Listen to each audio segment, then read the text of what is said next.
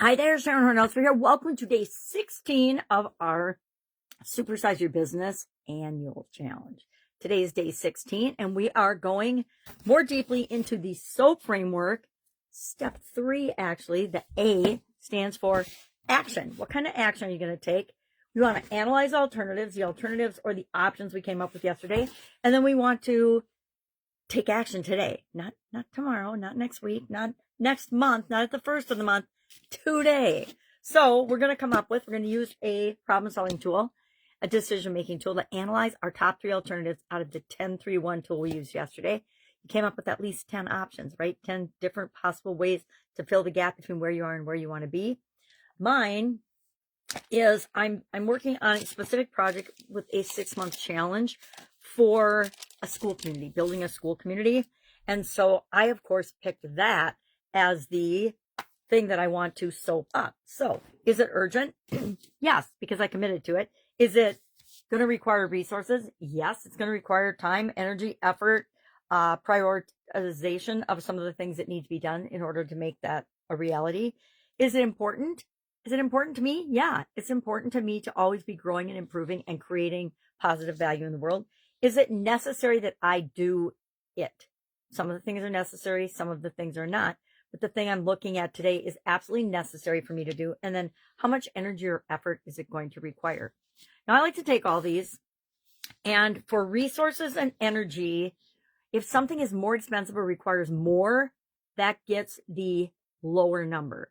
If something is going to give me the results I want, so for example, urgent, important, and necessary, I'll rate those. The most important thing to me gets the highest number. And it's kind of just the opposite. It's a little complicated, but not really once you do it a couple of times. But we want to ask ourselves each of these and go through each of these. And then for our top 3 options, we're going to rate each of them. We're going to tally up the total. And whatever comes up with the highest score, that is the thing we're going to take action on today. Now, I found, having done this thousands and thousands of times, that whenever we brainstorm a list of anything, options, especially when it comes to solving a problem or improving something, almost all of the options fall into one of 3 categories. And I'm trying to think if I've ever had one that didn't fit into one of these categories. And I can't off the top of my head. So I think that means this is probably a pretty steady comment and observation that I'm going to make. The 3 categories end up being do it yourself. It's something that you ultimately have to do yourself. Done with you, meaning you're going to delegate and farm out the things that you can, but you're still going to have to do certain things yourself. There are things in growing our business we cannot, or we should not, in my humble opinion, based on bad experiences and lessons learned from the past, shouldn't just release to the organization or someone else in the organization. Things like not having a double check on your finances and on your bank accounts and your resources, not having security in things, not having insurance, not having a contingency plan. Now, I don't know about you, but when COVID hit, I did not have pandemic in any of my personal or business plans, not a single one of them. Sure does now, right? Because something happened that totally impacted it really did have an impact on the entire world in some way, shape, or form. And the impact, the results of that impact, I think we're going to be finding for maybe the next 100 years, the next couple of decades for sure. I digress. All right. So how do we apply this to the thing we have to make a decision about, the thing we want to improve, the current story versus the desired story? We brainstorm those options. We pick 3. And then we're going to apply this tool with the awesome, unprofessional, ridiculous name, but also true, right? It's very easy to remember. Urine analysis. Everybody goes to the bathroom how many times a day, right? It's easy to remember. But my more professional, tight-laced or straight-laced friends in the business world, some of them just cringe. They're like, can't you give it another name? I'm like, yeah, I sure can. But guess what? We can remember this, and all your people will remember this. And if they remember it, they're more likely to call upon it when necessary to make a decision or choice or determine priorities of what action to take next. So if I'm looking at building a school community, Is it urgent to have it done for me, done with me, or done for me? Now, there's a lot of things. I'm going to answer my own question. There's a lot of things that I can have done for me, but overall, it's up to me to have to decide and take action on it. So I could, for example, when I say done for me, I can just hire somebody to do the whole thing, set up the whole community, create all the stuff. I can ask ChatGPT to find me the right person. I don't even have to do anything. I can just pick the person, hire them, and go.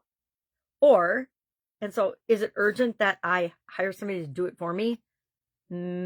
Probably not. So I would give that one maybe a 1 rating. I would say do it myself, do it all myself. I'm going to give that a 2 because I don't want to do it all myself. There's a lot that goes into doing anything and creating any business. And so I will do the parts that I'm good at and that I'm really good at, and I will farm out the rest or get help with the rest. So done for me, I'd give a 1. And then done with me, I'm going to give that the 3 because I know that there's things I need to learn in setting this up, and actually going through the process myself and building it is a good personal development activity. So I'm cool with doing that. Resources. This one, the more resources that are required for an option or an action to be taken, the less likely we are to do it. So that usually gets the lowest number from me. So resources that are going to cost the most would be done for me. So I'm going to give that one a 1. Done with me or do it yourself. Again, I'm going to go 2 and 3 for those. Is it important? Is this important? Well, it's important to me because I committed to doing it and I do what I say I'm going to do. So I'm going to give, but we're not saying, is the overall project important? It's what strategy or action are we going to take next is most important. And I'm going to say finding my done with me community is the most important. So again, I'm going to give that a 3. I'm going to give a 1 to my done for me, and I'm going to give a 2 again to my do it yourself. I think I did that wrong. No, that's 100% do it yourself. That's right. And then necessary. Is it necessary that I do it? Or is it necessary that I guess to me, important is meaning it's important to me and I need to be a part of it. Necessary is it something that needs to get done, but I can delegate it? I look through my list every single day and I'm like, anything that's necessary, I look at and has to be scheduled and prioritized. If I have to do it, then it's up to me to fit that into my schedule. If I don't have to do it and I can find somebody else to help me with it or delegate it to, that is what I do. That's the first action I take, is to delegate and get off my plate everything I can get off my plate. So as far as necessary goes, I would give it's not 100% necessary for me to do all the things, right? I can get help with it, which is part of why I'm saying done with you. So again, I'll give done with me the highest rating, the lowest to done for me, and the middle 2 rating to do it myself. Obviously, I don't want to do this myself. And then finally, energy is how much energy and effort is required for me or other people in the organization to get this thing done. Well, if we hire it done for us, there's no energy required. So I would give that a 3 because done for me is actually, from an energy standpoint, the easiest thing to do. For doing it with somebody, that's going to get a 2, and do it myself, that's going to get a 1 because that would take most of my energy and most of my resources. So let me add these all up. I'm going to do that quickly.